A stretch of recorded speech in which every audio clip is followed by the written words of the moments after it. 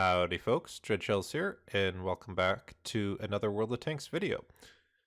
Um, as you guys have been probably noticing on my channel recently, my uploads are still pretty sporadic, or inconsistent I should say, so I won't do any for a while and then I'll do a lot. But what I've been trying to do over the last 6 or 8 videos that I've uploaded, I've been trying to alternate commentary videos with non-commentary videos, just so um, you guys just don't have a whole skew of games with no commentary. Because uh, pretty consistently, I see in the comments you guys prefer to have videos that have commentary with them. It's more interesting for you guys, and there's more direct interaction. So I will try to keep doing that as much as I can. It does take more time for me to do videos like this, but it's more beneficial for you guys in the long run. So um, we're I also have been trying to alternate not so many EBR games, but I still am uploading quite a few EBR games. I do play a lot of the French wheelies, so it's how it is. I do have quite a few replays that I'm planning to make videos of eventually, in tanks, not in wheelies, and this is one of them. Uh, Today we're going to be in the AMX 1375. This is the standard French Tier 7 scout tank. The premium, of course, being the AMX 1357 or AMX 1357 GF, whichever variant you guys happen to have of that one. The tiering is pretty nice. We're top tier. The 1375 is kind of a quirky tank. I do think it's competitive, but it has kind of a really unique role for a tier 7 scout. It's not the fastest scout. It doesn't have the best view range of the tier 7 scouts, if I remember correctly, but it still has decent camera rating. It kind of feels this niche of a combat scout, kind of like the T71DA does. Although personally, I think the T71DA for the Americans is a much more competitive tank than this one, just because it has 2 extra shots and it's auto loader. I think it has better view range.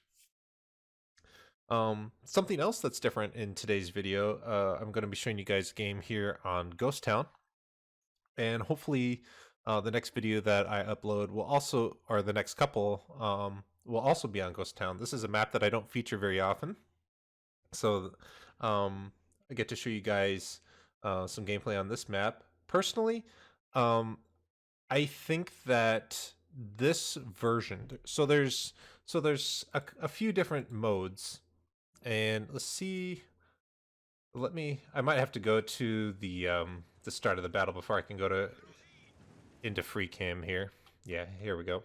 All right, so if I can zoom out all the way here, get rid of that. So if you see, it's kind of nice to look at the map like this. So there's 2 different versions of this map on standard mode. So one is when the spawns are north and south, technically, right? It says north and south. The other versions of standard version of this map is when the spawns are east and west, so on this side of the map and this side. So how the spawns are orientated to the city here on standard mode, I like this version way better. What happens with assault mode and on standard mode, where the spawns are on this side and on this side, what happens is there's this stalemate that happens because there's these 2 little draws right here for the defending team on assault, and there's and on standard mode, and it's really easy to defend. And I think, and it just kind of comes congested and the map doesn't flow very well. I like this version a lot better when the spawns are on this side of the city and this side of the city, as opposed to these sides. Also, encounter I like a lot. The spawns are kind of like right here and right here, because it brings this field this side of the city where all these bushes are into play. Me being a scout tank player, of course I'll like that, right? So just giving you guys some perspective on my opinion of Ghost Town. Personally, I think wargaming should get rid of the version where the spawns are on this side and this side, and keep the version that I'm on this current game right here. But going back to the matchmaking here real quick. Top tier, we already mentioned that, so that's really nice. The AMX 1375 is an autoloader. My crew in this particular tank aren't the best. I think I'm only on my second skill. I put like 2 or 3 French crews through this particular French scout line already. So those crews are in higher tier tanks and the better crews that I have. So I don't have the best crew in this, but we'll still make do in this game. 3 arty each side. And we'll just roll the battle before I ramble too much longer. It's already been 6 minutes. Sorry. You guys know how I can ramble. All right. So let's get the tank versions up here too. There we go. All right. So the 1375, it isn't the fastest scout in the world. And I was kind of tentative about coming over here. Normally, I'm much more confident about moving like very aggressively further up, but you'll see here I kind of post up to this position, and I'm going here for at the beginning for 2 reasons. So one is because the 1375 isn't the fastest scout in the world. There's other tanks that are faster than me on the enemy team, so I'm not confident that like if I move up to where this 1357 is or even further, that I'll be able to retreat quickly and get out of harm's way. And it's very possible that some of the enemy scouts or fast mediums will already be here.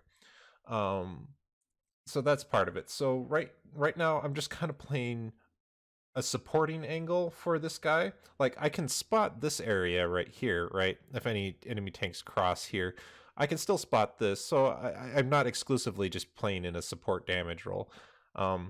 So if any tanks get really aggressive and reckless on this guy, I can support him, right? So it's always good to try and to take up positions where you can support your teammates and give vision at the same time if possible. Not just in a scout tank, but in any tank. That's a good thing to do. Don't all go into one position and get yourself flanked, right? So there's not very many of us over here on this flank. So he hasn't spotted anything yet. So what I'm gonna do here, what did I say about aggressive medium tanks here? So I'm just gotta stay in cover here and shoot him as much as I can here. And I didn't realize it at the time until he had first fired, but he is actually using the derp gun there, and he's already reloaded after he had fired. So I didn't want to potentially take a shot of HE and lose half my health for no reason when the VK3000P was going to die anyway, right? So that's part of the reason that you want to be really careful initially when you come over to this side of the map. There's always a few players that come really aggressively through those bush lines, at least 1 or 2 at the beginning of the game, if not more. So you kind of have to stay on your toes until you know that the enemy isn't going to be doing that anymore. So right now I'm just looking at the mini map, and I'm going to explain why I'm deciding to move up right now. The T-71 has already been spotted here. The setter is spotted on this side. This AMD SIT 178 has been spotted on this side.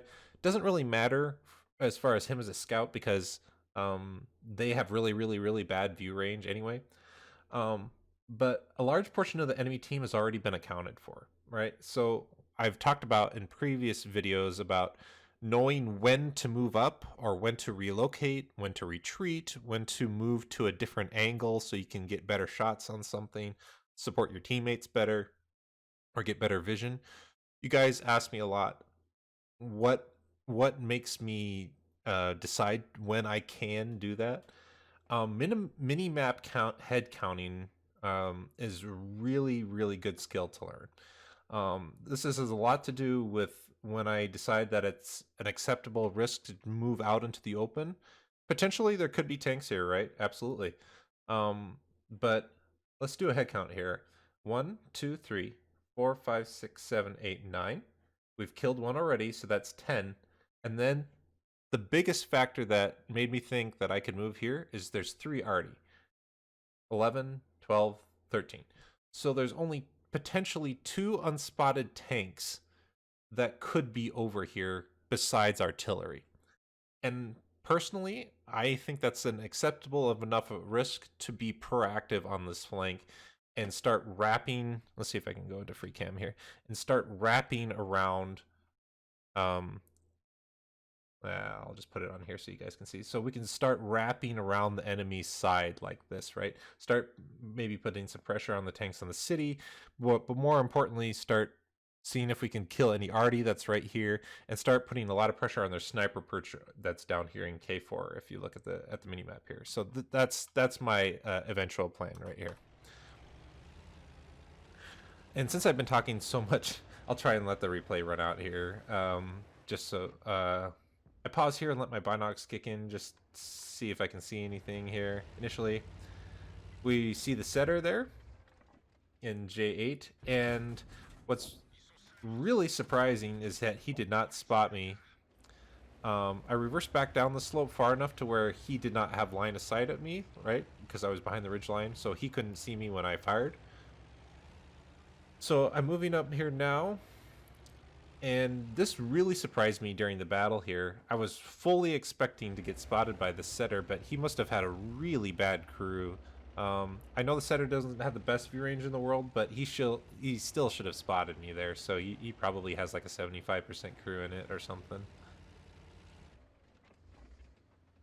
Seeing if I can find any shots on this guy.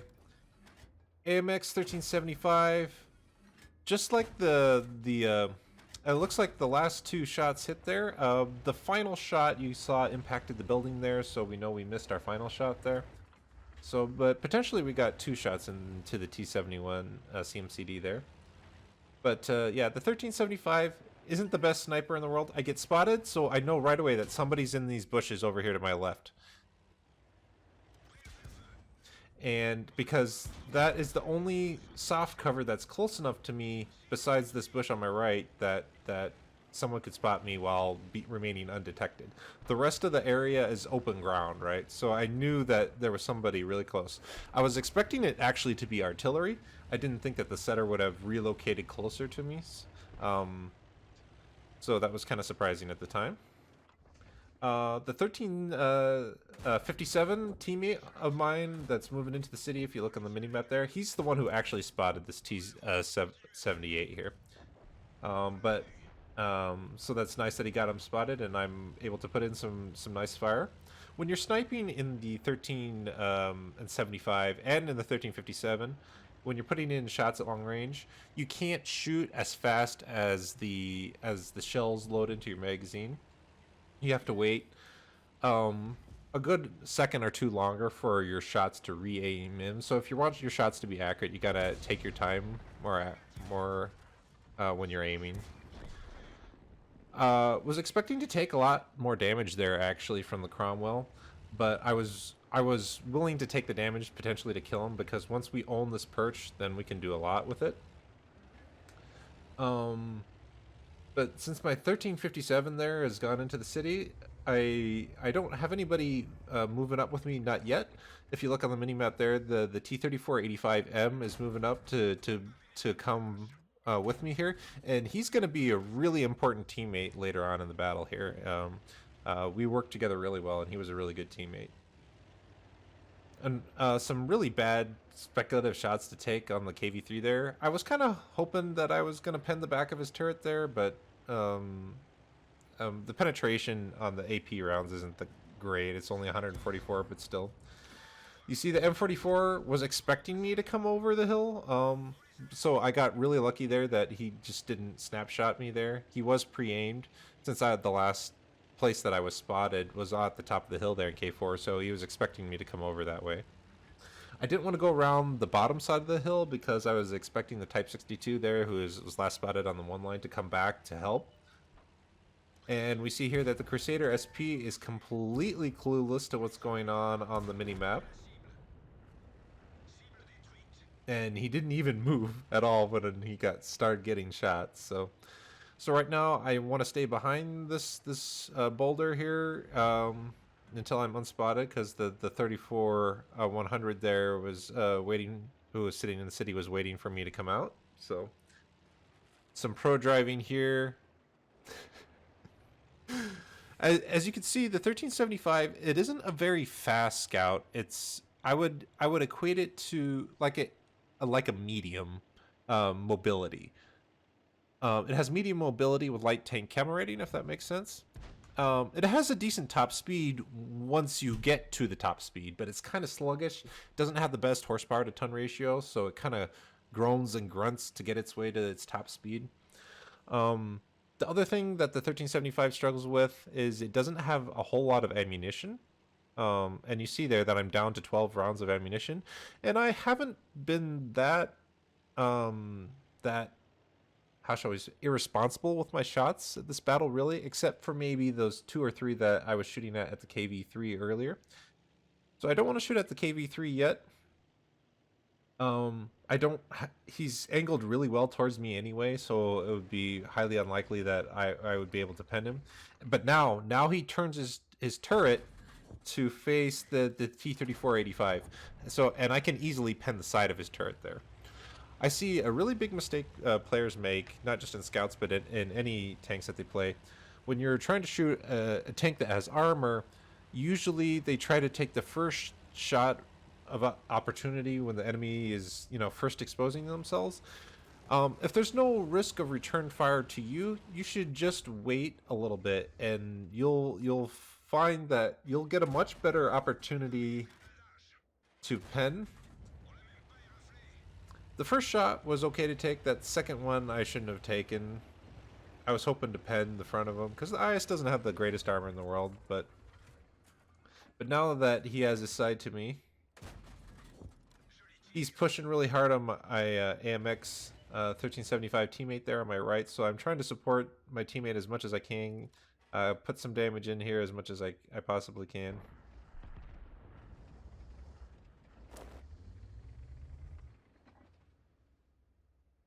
Wait for him to turn there a little bit, just so, because he was angled really well there, and my shot probably would have just gone into his tracks. So now I'm only down to 6 shells, and you can really easily run out of ammo in the 1375, and I'm sure many of you have already. The T-34-100 flanks around behind my T-34-85 teammate here, and right now we're I'm going to explain the tactical situation right now. Let's go to free cam again and go up. Right now we're in a really bad bind here, positioning wise, if I can zoom out enough.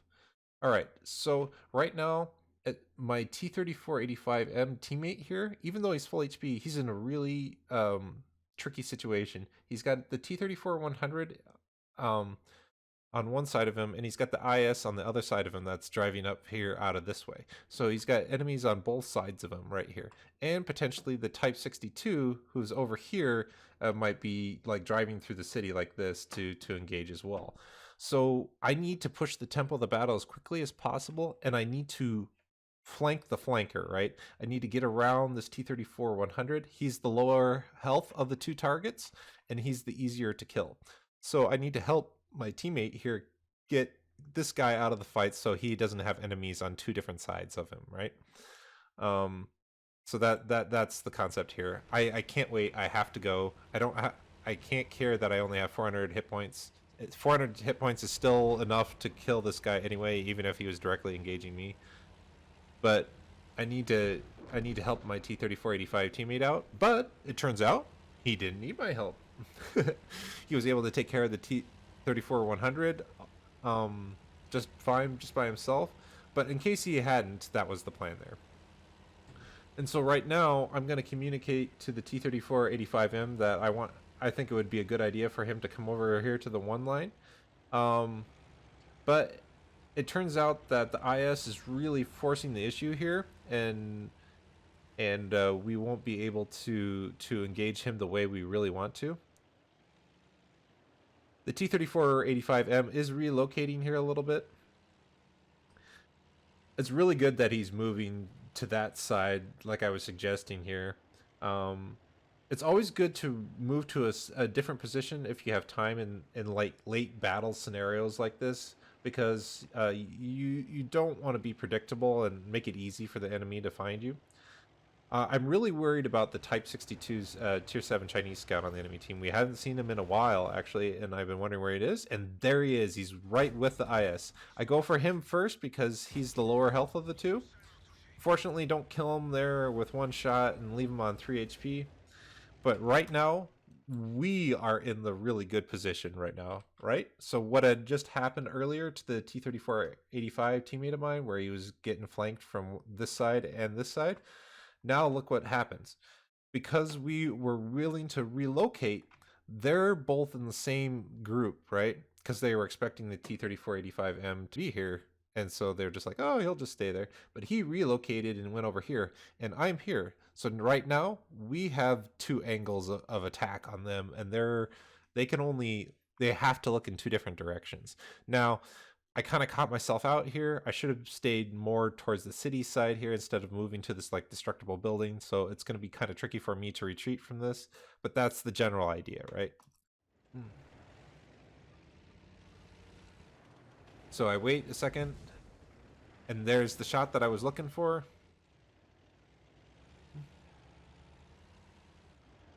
Only have 4 shells of ammunition left. And me having the IS spotted, the T-34-85M is getting some really good shots in on here. Secure the kill there with and like I said, the T-34-85M was a really good teammate here to work with. I have 400 hit points. I know that Type 62 is going to be on that balcony above me. I know I'm going to get shot. I don't care. Put one shot in, my gun depression drops, and you'll see me here shoot deliberately here because I could put the T30 the Type 62 is a one shot, and I have a 1 shell left, and I am gonna farm a cheeky Faden's medal. So I wasn't like spazzing out and like fail shooting there. I was deliberately shooting out my ammo there to have 1 shell left so I could kill the Type 62 and get a Faden's medal. I wasn't worried about if if I didn't kill him with that shot that we would lose the battle, because my teammate right here, he still has a lot of hit points and he could have easily killed the Type 62 just fine. So I thought I'd take the risk and go for it, and we got it, and we got 8 kills as well. So I just wanted to show you guys this battle. It's in a tank that I don't show very often on the channel. I think I've only showed this maybe one other time or maybe twice, a long time ago, in a galaxy far, far away. And it's on a map that I don't show very often, GhostTown. Hopefully, this gave you guys some ideas on what you can do when you are. Holy cow! Sorry about that. When you are on GhostTown from this kind of mode, where the spawns are north and south here versus east and west. Honestly, there isn't a lot of options for you east and west. Playing the outside lines is about all you can do in a scout. But I quite like it when the spawns are on this side of the city, because it brings this whole side of the map into play. And I will hopefully show you guys a couple more replays of GhostTown here, where I show how to work this particular bush line right here a lot more, particularly on encounter mode, and give you guys some ideas about how you can get spots on the enemy from this location here. Thank you guys so much for watching.